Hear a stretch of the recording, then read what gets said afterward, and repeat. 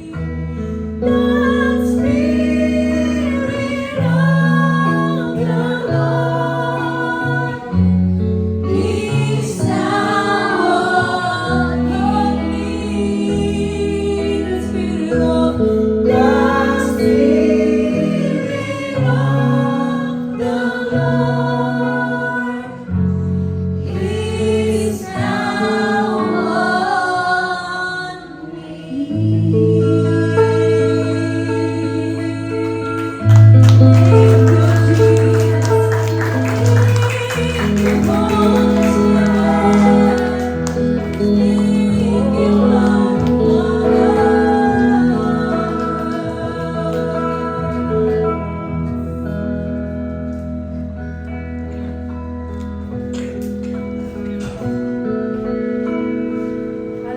Lord.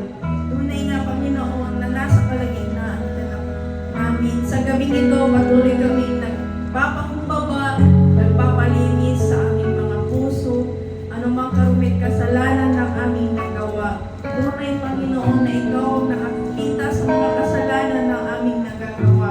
Kaya patuloy, linisin mo, i-prepare mo ang aming mga puso sa aming pagsamba sa gabing ito.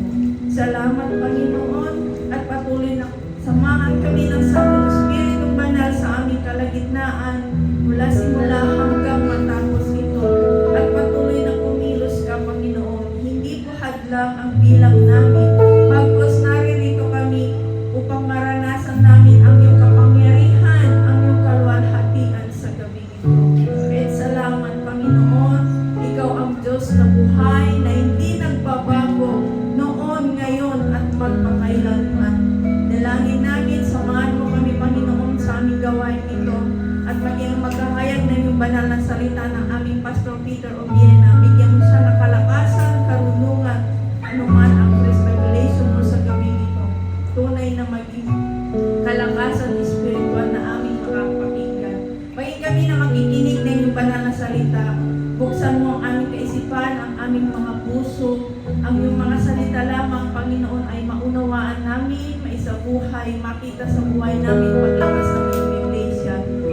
Salamat, Panginoon, cover us with your precious blood, at patuloy kinakasap namin anumang gawa ng kaaway, disturban sa aming paligid, sa aming kalagitnaan, sa aming mga buhay, sa aming pamilya.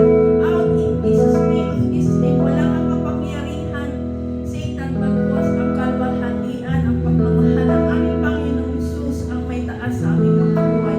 Kaya salamat, Panginoon, sa gabing ito. Patuloy mo nang inangkin ang katagumpayan, signs and wonder and miracle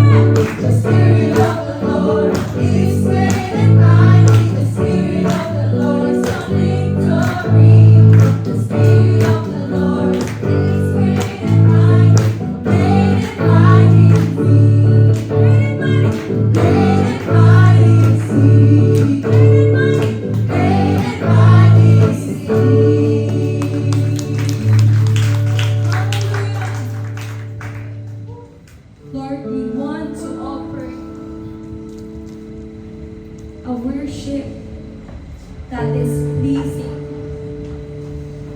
to your sight.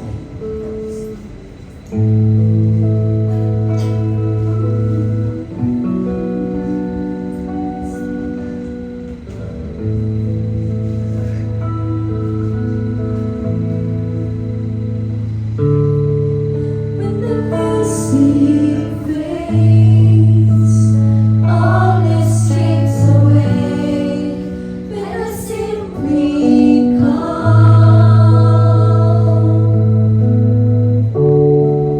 longing just to breathe something that's a word that will bless your heart. I'll bring you more than a song, for the song itself is not what you have required. You search much deeper within, through the way things appear. You're looking into my heart. I'm coming back to the heart of worship, when it's all about you. It's all about you, Jesus. I'm sorry, Lord, for the things I've made it. When it's all about you, it's all about you, Jesus.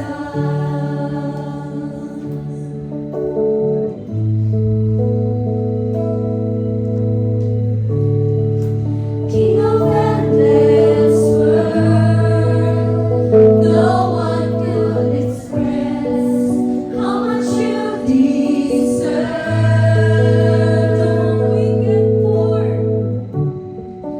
Though I'm weak and poor, all I have is yours. Every single breath, I'll bring you more than a song, for the song itself is not what you have required. You search much deeper within, through the ways things appear. You're looking into my heart. I'm coming back to the heart of worship, when it's all about you. It's all about you, Jesus. I'm sorry, Lord, for the things I've made it. When it's all about you, it's all about you, Jesus. I'm coming back to the heart of worship, when it's all about you. It's all about you, Jesus. I'm sorry, Lord, for the things I've made it.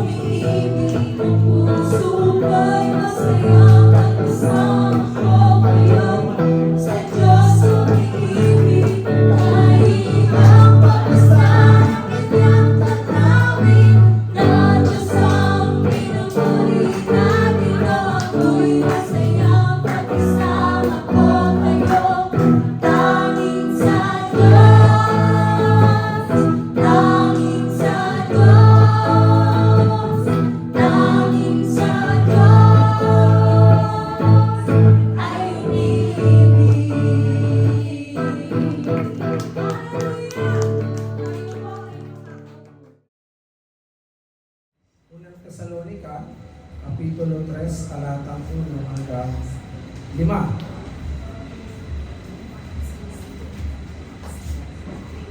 Pero pakisulit.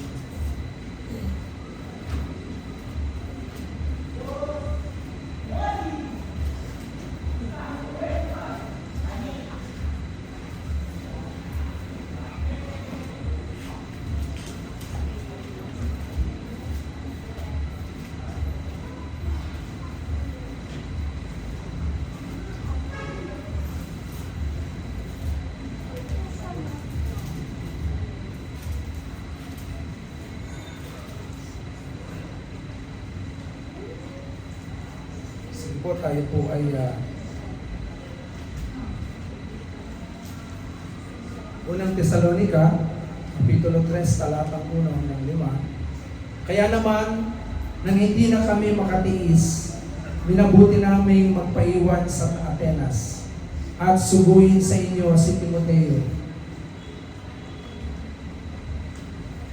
na ating kapatid at kamanggagawa para sa Diyos, sa pangangaral ng magandang balita tungkol kay Kristo.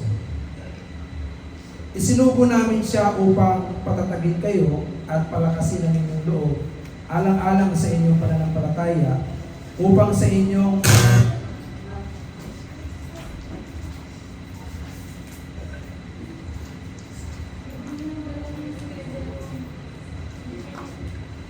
upang hindi manghina ang sino man sa inyo dahil sa mga pag-uusig. Alam ninyong ang mga pag-uusig ay bahagi ng kalooban ng Diyos para sa atin. Ipinagpauna na namin sa inyo noong nariyan pa kami na tayo'y uusigin, at gayon nga ang nangyayari tulad ng alam ninyo. Kaya nga, nang hindi na ako makatiis, ay nagpadala ko riyan ng sugo upang alamin ang kalagayan ngayon ng inyong pananampalataya sa Panginoon. Nag-aalala ako na baka natukso na kayo ng dyablo, at kung magkagayoy, mawawalan ng kabuluhan ang aming pagpapagal. Ang Diyos po ang bahala magpala sa kanyang buhay at banal na salita. Ngayon po ay nais kong ibahagi sa atin ang salita ng Panginoon na pinamagatan kong destined to suffer affliction. So the key verse ay wala.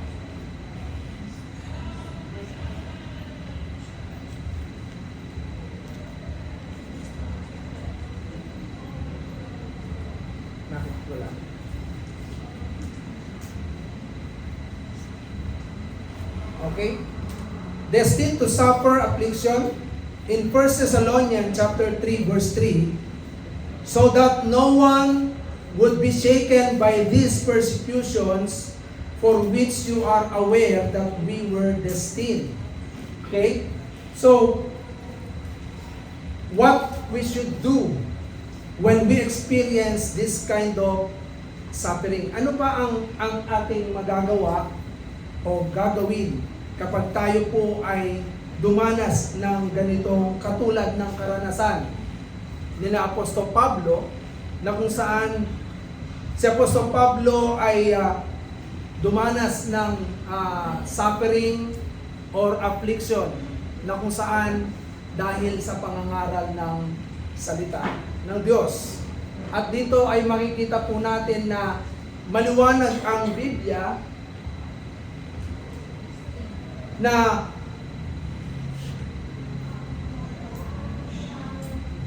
ano nga ba ang ating gagawin. So tingnan po natin ito. Some fall back, marami ang mga tumalikod. Some slip away to their faith, talagang lumihis na sa kanilang pananampalataya. Some stop serving the Lord, talagang tumigil sa paglilingkod sa Panginoon. And some blame others, lalong-lalo na ang Diyos. Kaya nga, kung mapapansin natin dito, sa binasa natin dito sa banal na kasulatan, ay kitang-kita na si Apostol Pablo ay dumanas ng persecution sa mga tao na kung saan para pigilan ang pangangaral ng mabuting balita ng kaligtasan. Kaya nga, tingnan natin paano si Apostol Pablo ay nagkaroon ng reaksyon towards doon sa tinatawag na suffering and affliction. Okay? Next.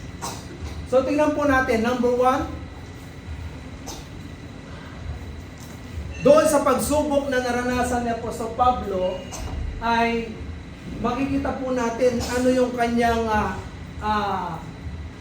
reaction.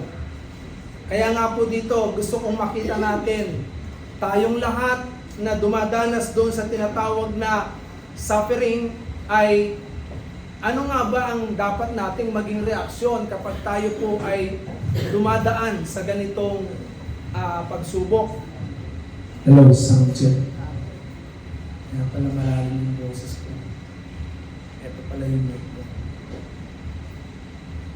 Okay, number 1 ay makikita po natin yung reaction ni Paul towards suffering and affliction. Number 1 is concern to others.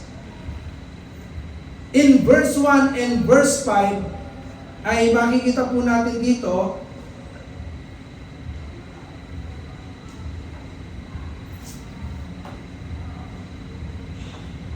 ang sabi po rito, so when we could bear it no longer, we decided to stay on in Athens alone. Sa verse 5, so when I could bear it no longer, I sent to find out about your faith, for fear that the tempter somehow tempted you and our toil had proven useless. So sinasabi ng Apostol Pablo sa verse 1, kaya naman nang hindi na kami makatiis, minabuti naming magpaiwan sa Atenas.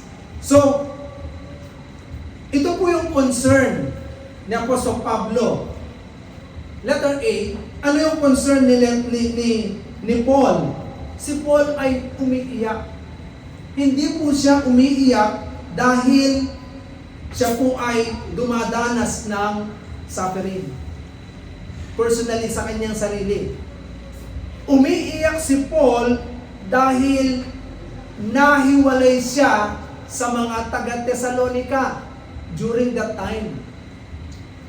Dahil nga sa pag-uusig na ginawa ng mga umuusig na talagang gustong pigilan yung pangangaral ng salita ng Diyos, ay makikita po natin dito sa letter A, Paul is lamenting the fact that he was taken away from the Thessalonian church. Talagang umiiyak siya. Umiiyak si Paul. Ito yung concern ni Paul, yung kanyang reaksyon na kung saan umiyak talaga si Paul dahil nahiwalay siya sa mga taga Thessalonica. Kaya nga sa verse 1 and verse 5 ay makikita po natin dito na talagang wala na siyang magagawa. Tingnan po ninyo, yung 1 Thessalonians chapter 2 verse 7. Ano po ang sinasabi rito sa 1 Thessalonians chapter 2 verse 7? Kahit bilang mga apostol ni Kristo ay may karapatan kaming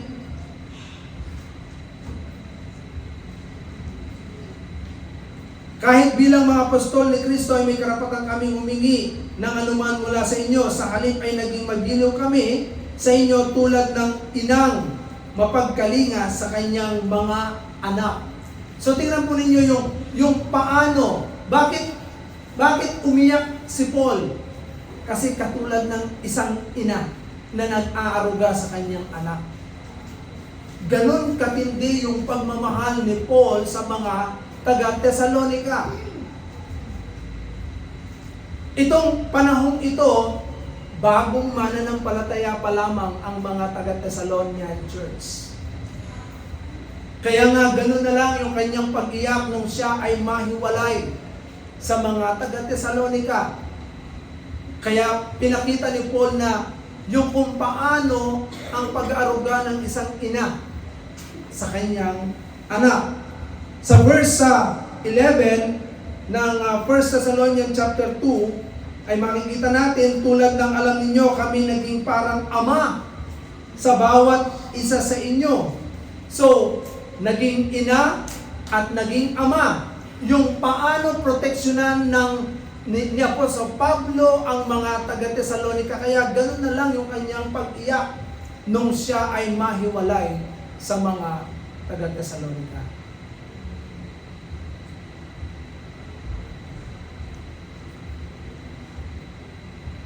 Sa verse 18,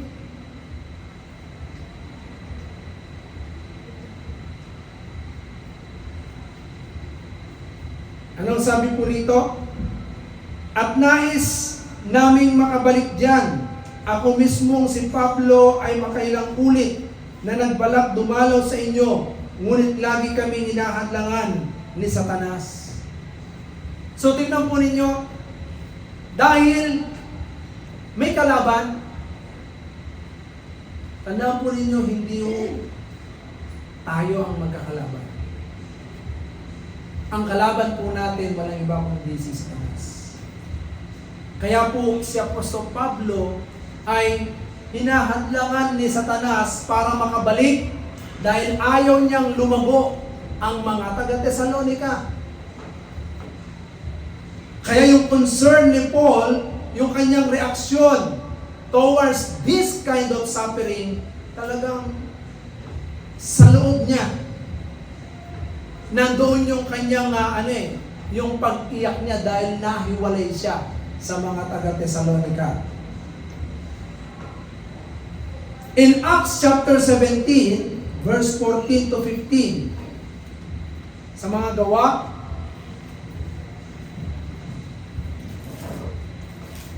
(17, 14 to 15. Tingnan po ninyo. Ang sabi ni Pablo, ang sabi dito, kaya't si Pablo'y dali-daling pinaalis ng mga kapatid at pinapunta sa tabing dagat, ngunit naiwan sina Silas at Timoteo. Ang mga nagatid kay Pablo ay sumama sa kanya hanggang sa Atenas. Pagkatapos nagbalik sila sa Berea, taglay ang bilin ni Pablo kina Silas at Timoteo na sumunod sa kanya sa lalong madaling panahon. Tingnan po ninyo.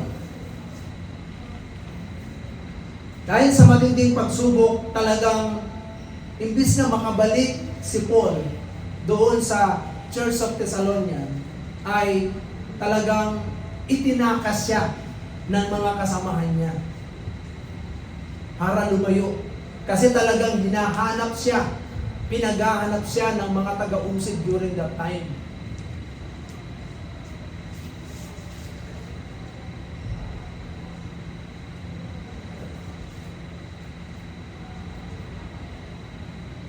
Mga kapatid, gusto ko po maintindihan po natin.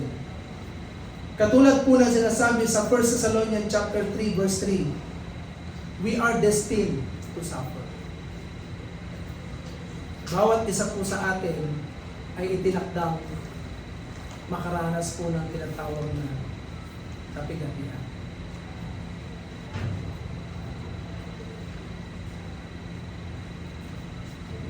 Kaya nga ganito yung reaksyon ni Paul nung mahiwalay siya sa Church of Thessalonians.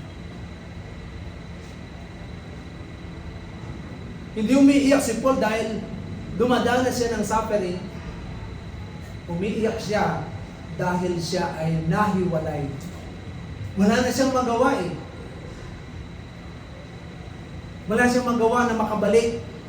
Kaya nga minabuti ng mga kapatiran na siya ay ilayo, itakas.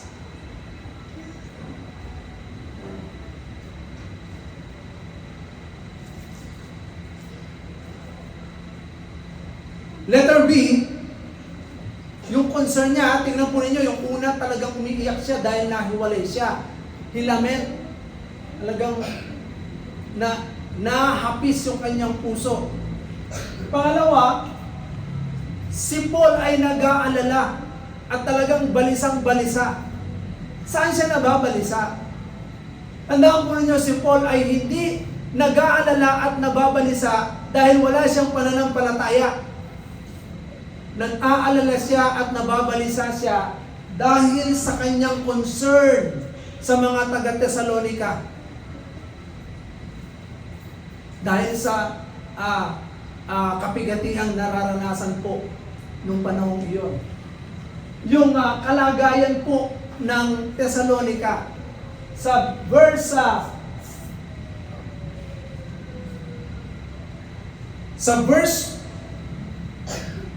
Acts chapter 17 verse 6. Ano po ang sabi dito? Nang hindi sila matagpuan, ang dalawa, kinalagkat nila si Jason at ilan sa mga kapatid at iniharap sa mga pinuno ng lungsod. Ganito ang kanilang sigaw. Ang ating lungsod ay napasok ng mga taong nanggugulo kahit saan makarating. So tingnan po ninyo, yung pangangaral ni Paul at yung mga kasamahan niya ay sinasabi nilang nanggugulo sila. Mga kapatid, hindi pa natin naranasan itong mga ganitong kalagayan. Pero darating ang panahon, mararanasan po natin ito. Kapag ikaw ay totoong nangangaral ng salita ng Panginoon, kapag ikaw ay totoong ipinapahayag natin sa pamamagitan ng buhay po natin si Kristo. Amen po ba? Nag-aalala siya na kung saan marami ang mga talagang ginigiba nila yung pananampalataya na meron ang mga iglesia noong unang panahon. Kaya ganito nag-aalala si Paul. Sa verse 18 ay nakipagtalo rin sa kanya ang ilang mga pilosopong Grego na mga Epicureo at Stoiko. Ano ba ang sinasabi sa atin ng nagmamarunong na yan?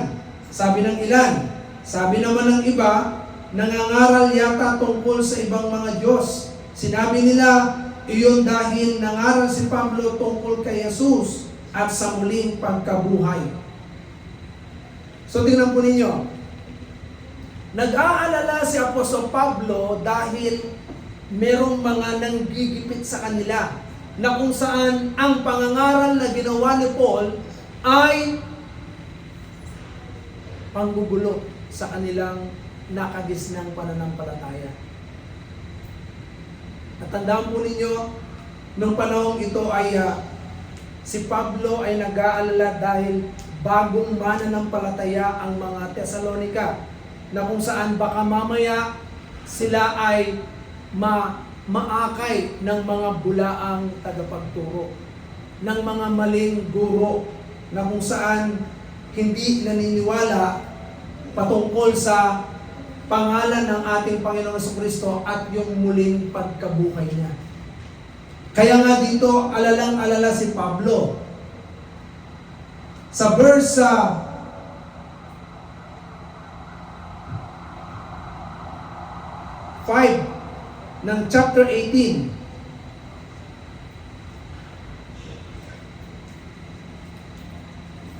o 18 verse 1 to 5. Verse 1 and 5. Pagkatapos umalis si Pablo sa Atenas at nagpunta sa Corinto, nakilala niya roon si Aquila, isang Hudyo. Sa verse 5, nang dumating sila sa Timoteo mula sa Macedonia, iniukol na ni Pablo ang buong niyang panahon sa pangangaral at pagpapatunay sa mga Hudyo na si Jesucristo, na si Jesus ang Kristo. Okay? So, dahil nga po si Apostol Pablo ay nahiwalay na kina Timoteo, talagang ibinuhos niya yung pangangaral patungkol kay Kristo, pero hindi na siya nakabalik doon sa iglesia ng Thessalonica. Pero gayon pa man, sa number 2, na kung saan reaksyon niya. Tingnan po ninyo yung reaksyon ni Paul. Sa verse 2 and 5 ng 1 1 Thessalonians chapter 3.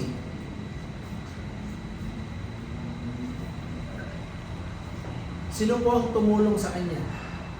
Para patuloy na may pahayag, mapalakas ang mga taga-Tesalonika. Si Silas at si Timoteo ay naglalakbay patungo kay Paul. Dahil sinabi ni Paul, bumalik kayo kaagad sa akin, ASAP. Pero dahil naramdaman ni Timoteo na kailangan siyang bumalik doon para malaman kung ano ang kalagayan ng mga taga-Tesalonika, ay bumalik siya sa Tesalonika. Okay? Tingnan po ninyo sa verse 2 and 5 ng 1 Thessalonians chapter 3, verse 2 and 5. Ano po ang sinasabi diyan?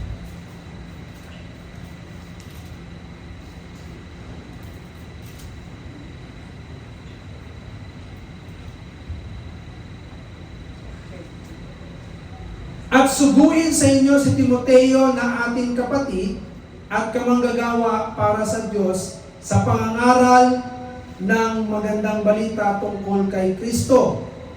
Isinugo namin siya upang patatagin kayo at palakasin ang inyong loob alang-alang sa inyong pananampalataya. Ilan po ninyong maigi? Si Paul ay hindi na makabalik doon sa Thessalonica, pero yung kanyang reaksyon towards doon sa tinatawag na suffering and affliction, he is looking someone to help. At salamat nandun si Timoteo na kanyang hinubog. Hinubog niya si Timoteo na kung saan ipinangaral niya si Kristo. Kinilala na Timoteo si Kristo. Lumalim ang kanyang pananampalataya at gayon din siya po ang naging katuwang ni Paul. Mga kapatid, sa iglesia ng ating Panginoon, sino po ang mga katuwang? Para lalong palakasin ang mga mananampalataya. Tingnan niyo si Timoteo. Yung concern ni Paul, wala siyang magawa para bumalik sa Thessalonica. Pero dahil si Timoteo ay inudyukan ng Banal na Espiritu Santo na siya ang gamitin ng Panginoon para bumalik para sa mga Thessalonica. Bumalik siya. Mga kapatid, sa ating pong iglesia, sino po kaya sa atin ang mga Timoteo para maging katuwang upang palakasin ang mga bagong mananampalataya sa iglesia? Sino po kaya ang mga Timoteo na kung saan malakas ang loob na bumalik para balikan ang mga mananampalataya upang sila po ay palakasin at palakasin sa gitna ng mga kabigatian. Tandaan po natin, si Paul ay hindi po siya umalis dahil takot siya doon sa mga kabigatian na kanyang dadanasin. At hindi po siya na namimighati o dumadanas ng mga pagsubok noong panahon na yon dahil sa kanyang maling ginagawa, kundi dahil sa pangangaral kay Kristo. Pero dahil nga hindi niya magawang bumalik, meron siyang katuwang. He is looking for someone to help him. Acts 16, verse 1 to 3. Mga gawa, 16.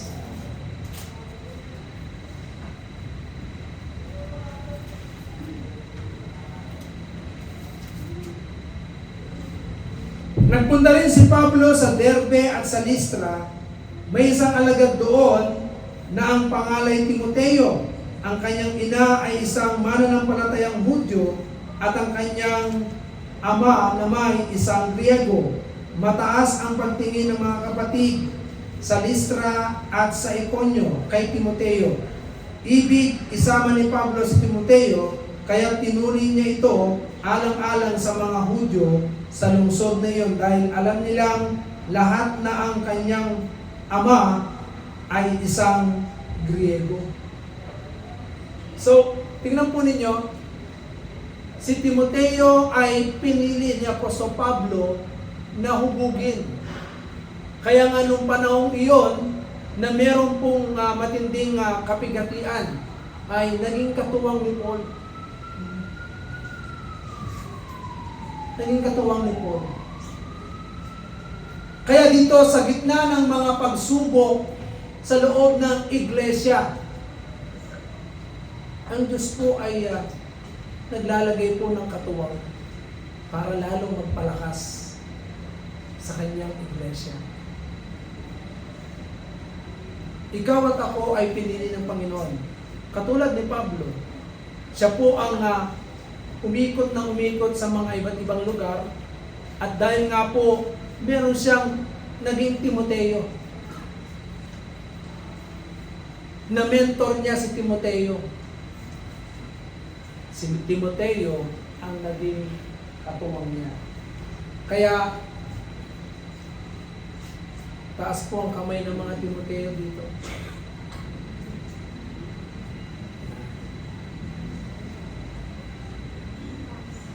Handa po ba tayong magpalakas para sa mga mananampalataya?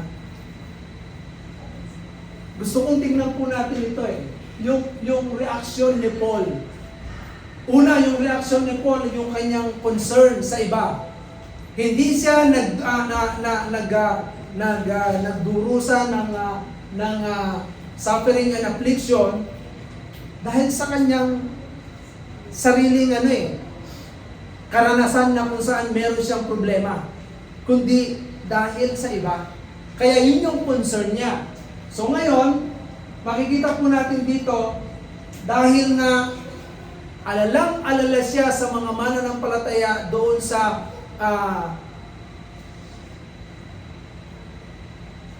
Thessalonica, humanap siya ng mga kasama niya at si Timoteo nga ang kanyang nakita. Pangatlo, ito yung reaksyon. Sa gitna ng suffering, in the midst of suffering and affliction, Paul stayed strong to build someone's faith. Nanatili si Pablong matatag sa kabila ng mga pagsubok niya. Nanatili siya matatag. Bakit? Kung sa gitna ng pagsubok na yun ay inuusig na siya na huwag na niyang ipangaral si Christ. Pero makikita po natin, sa lahat ng kanyang pinuntahan, nung naalis siya doon sa Thessalonica, napunta siya sa Lystra, napunta siya sa Derbe, napunta siya sa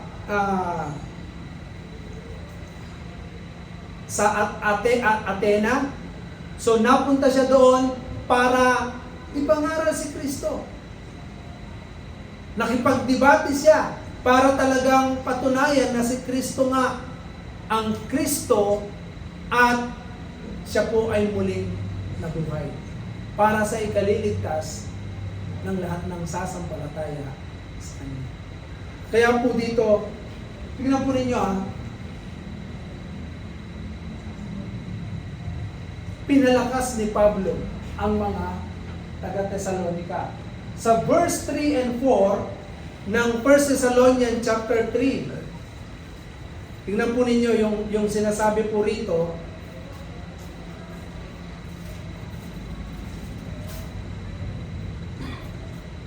Chapter 3 and 4. Ngunit tapat ang Panginoon. Siya ang magpapatatag at mag-iingat sa inyo laban sa masama. Dahil sa Panginoon, malaki ang aming pagtitiwala na sinusunod ninyo at patuloy na susundin ang mga itinuro namin sa inyo. Okay? Pinatatatag niya ang pananampalataya ng mga taga-Thessalonica sa kabila ng mga pagsubok na dumating sa kanila. At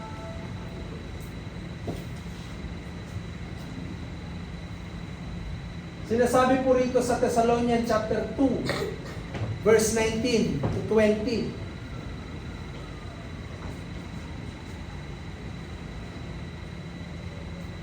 Namalig na yung nabasa ko. Verse Thessalonians chapter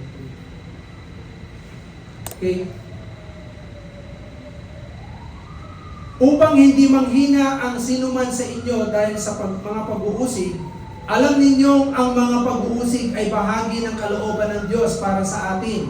Verse 4, ipinagpauna na namin sa inyo noong nariyan pa kami na tayo'y uusigin at gayon nga ang nangyari tulad ng alam ninyo.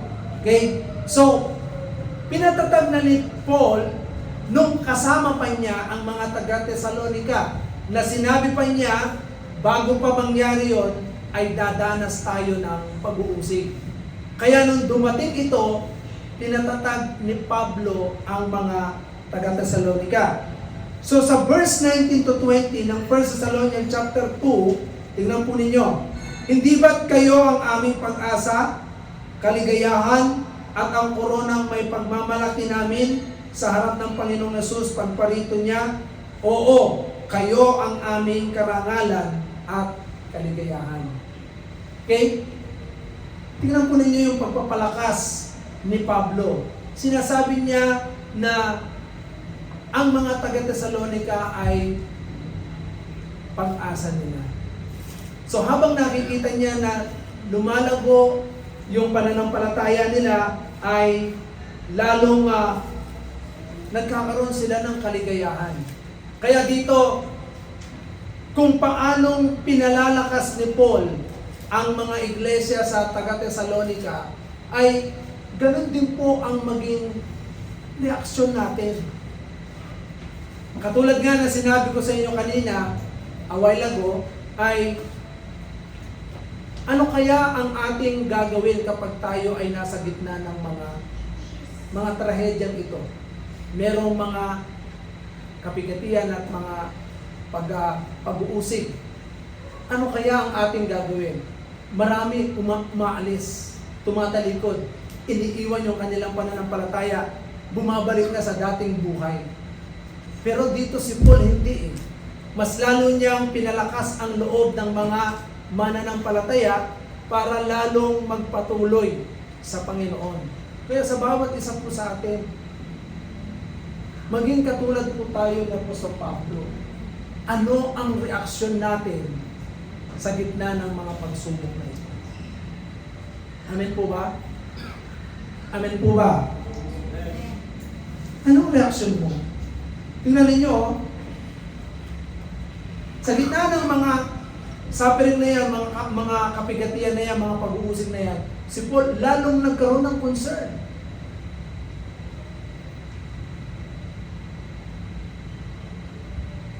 At patuloy niyang pinalakas ang kanyang mga kasamahan. Sabi niya, ito si Timoteo ay isinusugo namin sa inyo para palakasin kayo. Sa 1 Corinthians chapter 2 verse 9, ano po ang sinasabi diyan? Sa 1 Corinthians chapter 2 verse 9,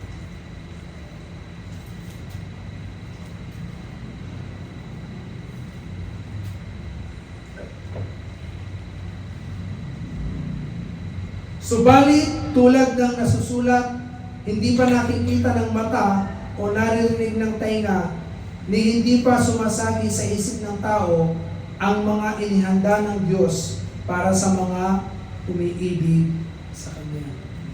So, si Apostol Pablo ay nananalig siya na sa lahat ng mga sumasampalataya kay Kristo ay maganda ang kaingatnan kahit na dumadanas ng mga pagsubok at pag-uusig.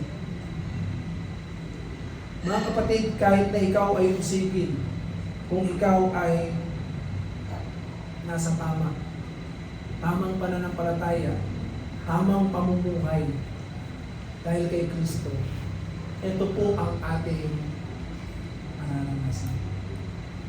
Napakaganda.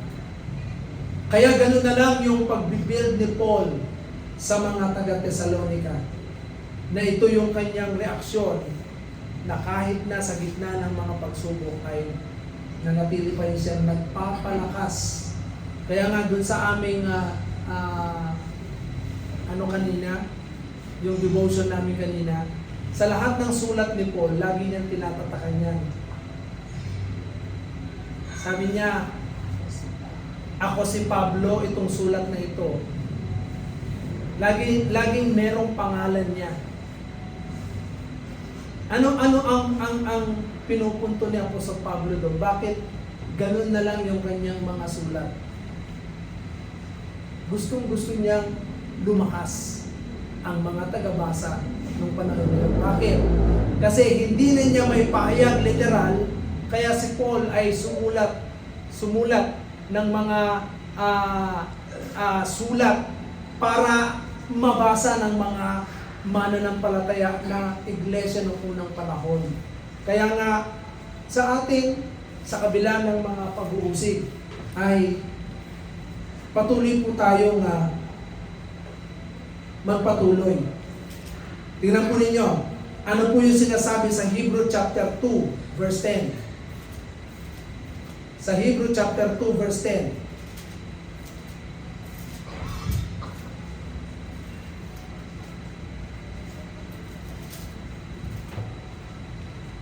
Ang sabi po dito,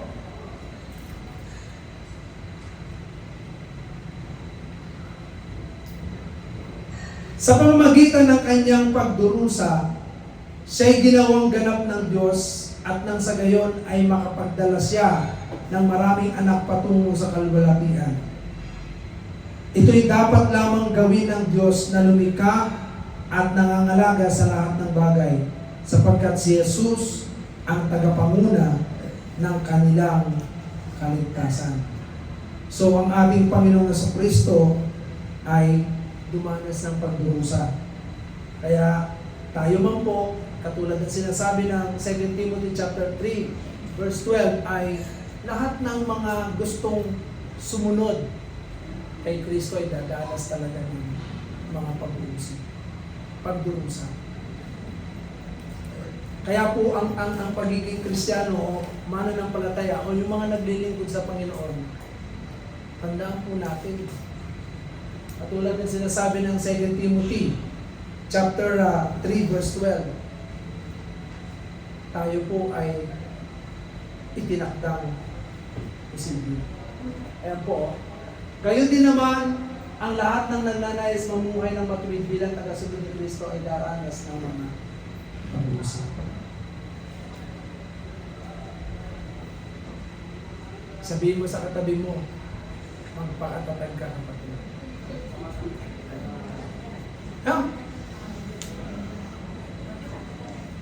Dadanas po tayo niyan. Uusigin po tayo. Colossians chapter 1 verse 24.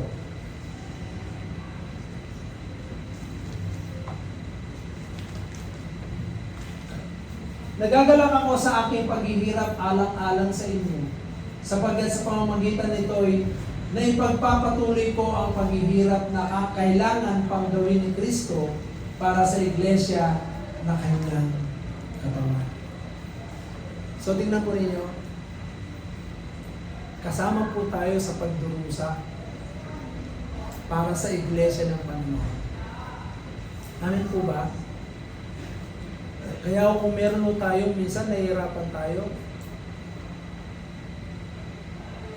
huwag mo tayong umayaw, huwag mo tayong ma-pressure, huwag mo tayong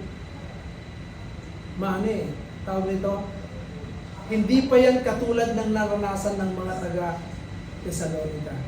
Sila Paul. Wala pa tayo doon sa kanilang mga karanasan. Ang mga nararanasan pa natin, ano pa lang yan, katiting pa lang yan. Konting ano pa lang yan. Pero ganun na tayong mag-react. So ano yung gustong makita sa atin ng Panginoon? Balik tayo doon sa kanina. Yung reaksyon na dapat na makita sa atin, katulad ni Paul, concern to others. Continue to mentor. Mag-mentor po tayo ng mga makakatuwang po natin. Kaya nga po, kung mapapansin po ninyo, bakit ako naglalagay ngayon ng mga assistant sa different ministries. Kasi ito po yung tutulong sa atin para mag-develop natin at sila man ay gamitin ng Panginoon sa panahong hindi na tayo makapunta doon sa mga lugar na pinupuntahan natin katulad nito. Amen po ba? Amen po ba? Naintindihan po ba ninyo? Darating ang panahon, hindi na tayo makakapunta sa mga pinupuntahan natin ngayon. Why? Katulad po nito. Kahit anong pilit, merong taga-usig. Sino? Si Satanas. Hahadlangan po tayo. Kaya mahalaga na makapag-mentor po tayo katulad nito. Sa panahon na merong mga pag-uusig, ay dapat tayong mag-mentor. Huwag kang titigil. Amen po ba? Amen po ba? Huwag mo ninyong iiwan yung gawain ng Panginoon na wala kayong na mentor. Dapat meron kayong mga assistant. At yun yung i-develop po natin. Amen po ba? At panghuli, manatili kang matatag para palakasin mo ang pananampalataya ng iba.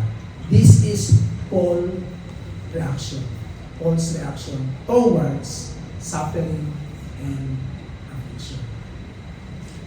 Yan dapat ang maging reaction natin. Na kapag ka meron ng suffering and affliction, wala ka ng concern. Kasi bakit? Ang concern mo na lang, sarili mo. Mali. Dapat yung concern mo sa iba. Mag-mentor po tayo. Tuloy-tuloy. At the same time, stay strong to build someone's faith. Palakasin po natin ang pananampalataya ng iba. Mahirap po ang lingkod ng Panginoon. Katulad po nitong mga nakaraan.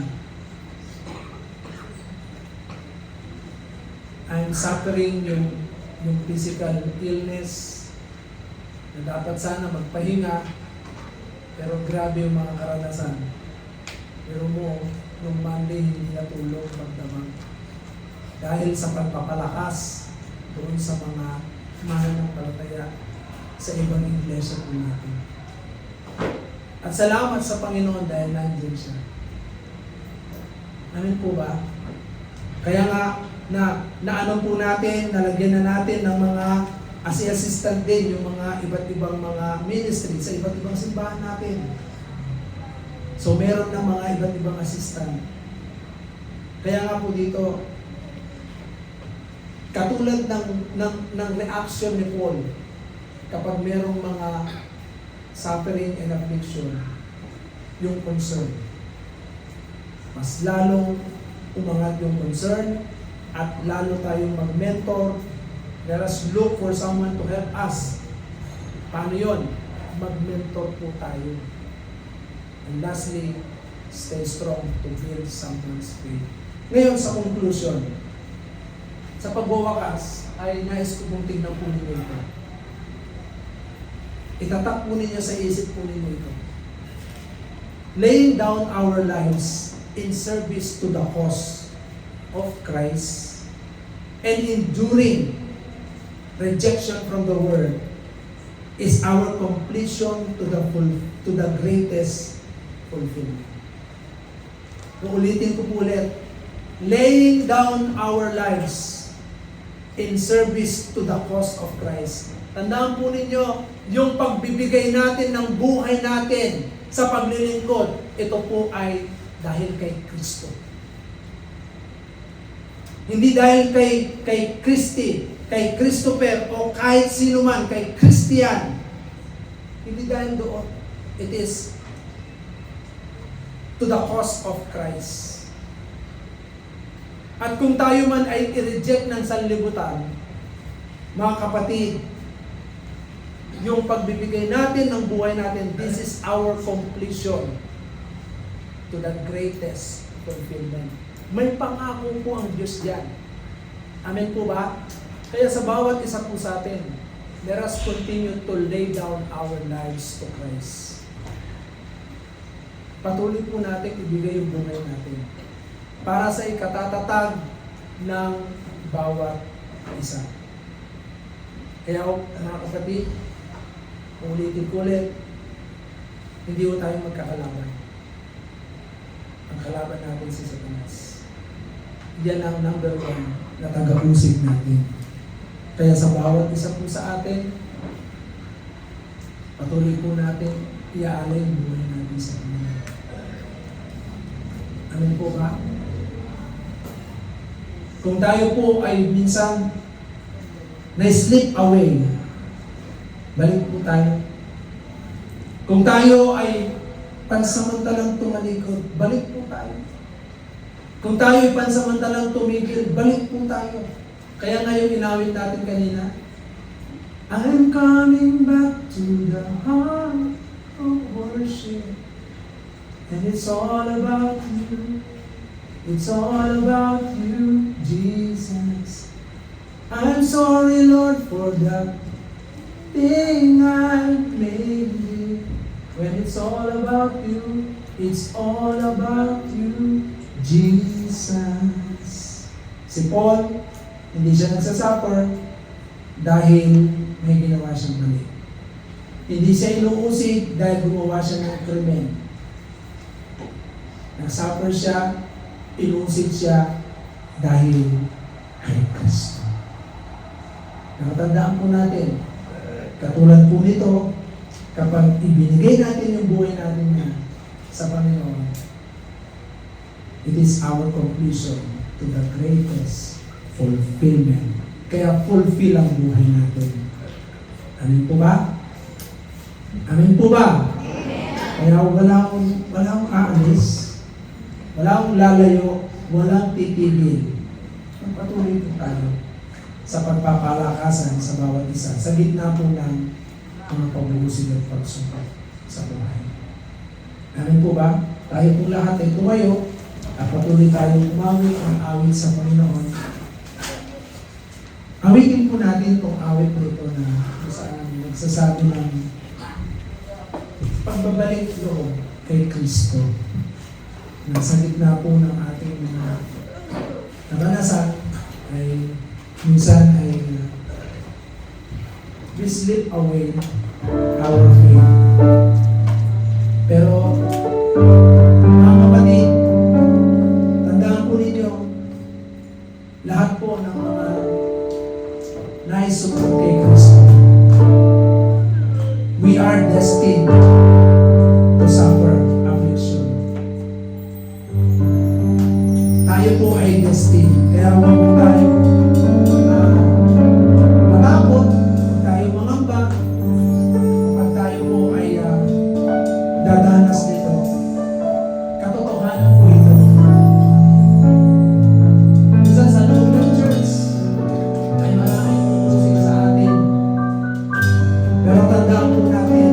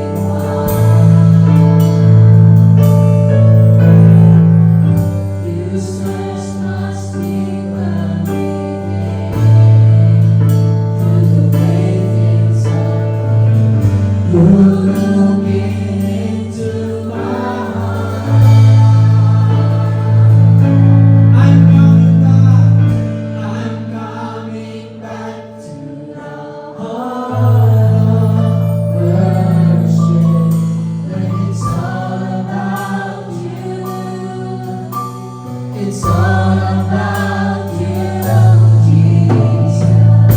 I'm sorry, Lord, For the things I made when it's all about you. It's all about you. I'm coming back. Coming back to the heart of worship. When it's All about you. It's all about you. I'm sorry, Lord, Sorry, Lord, for the things I made. when it's All about you. when it's all about you.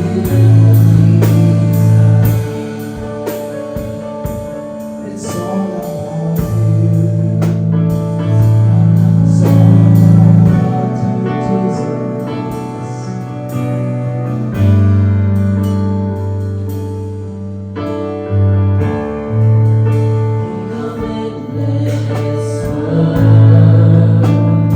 No one could express how much you deserve.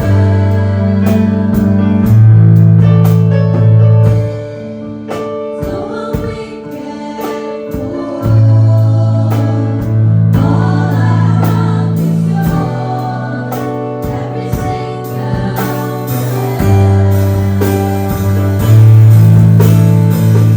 I bring you more than a song.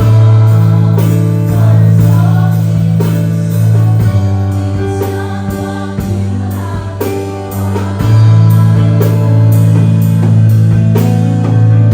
You search much deeper within to the makings of me.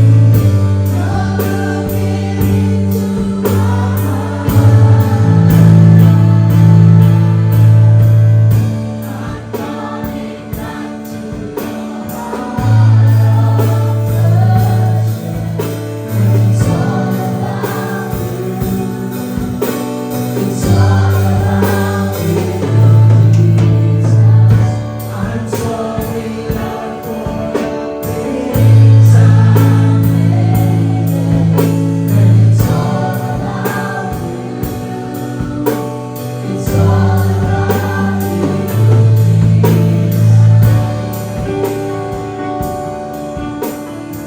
Kapatid, sa oras na ito, ano man ang iyong nararanasan sa oras na ito, lay down your life to Christ.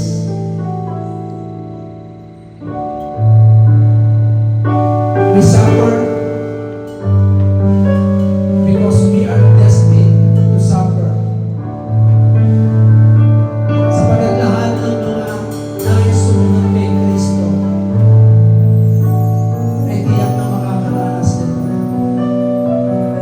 Pero kung ating iaalay ang ating buhay sa Kanya, it is our greatest fulfillment with a promise mula sa ating Panginoon. Yes.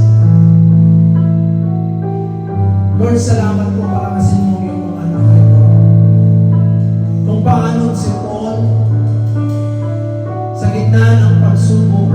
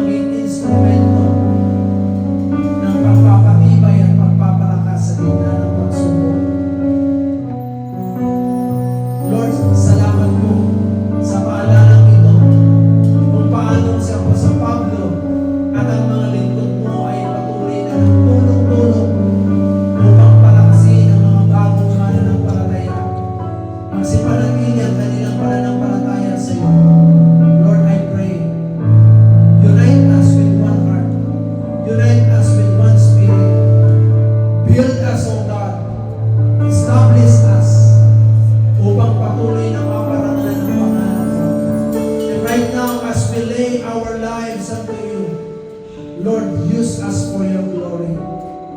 I-bless mo, Panginoon, ang iyong mga anak na ito. Panatilihin mo, Panginoon, na nag-aalab ang puso sa paglilingkod sa iyo. Huwag namin tignan, Panginoon, ang mga kapigatian, ang mga pag-uusig sa aming mga buhay. Pagkos tignan namin, O Diyos, ang mga bagay na inihanda mo, na hindi pa namin nakikita ng aming mga mata, hindi pa na narinig ng aming mga tenga, Diyos. Ito po, O Diyos, ay may inihanda ka ng pangako sa bawat nagpapatuloy at sumusunod sa iyo. Salamat po ng marami sa gabi nito. Naniniwala ko na patuloy mo ng pinalakas ang bawat isa. Purihin ka, Panginoon. Sa iyo po ang lahat ng papuri, ang lahat ng pasasalamat. Lord, ikaw, Panginoon, ang maparangalan sa buhay ng bawat isa. Pinagpala mo na, pinagaling mo na, pinalaya mo na ang bawat isa. Kaya sa iyo po ang lahat ng papuri sa pangalan ni Jesus. Amen. Amen, hallelujah. Paano po kayo mga kapatid po ngayon? Tatanungin tayo ng ating Panginoon, maglilingkod ka ba anuman ang sitwasyon sa akin, anak? Ano po kayang sagot natin? Parang may nakuha tayo na. Ano pong sagot natin?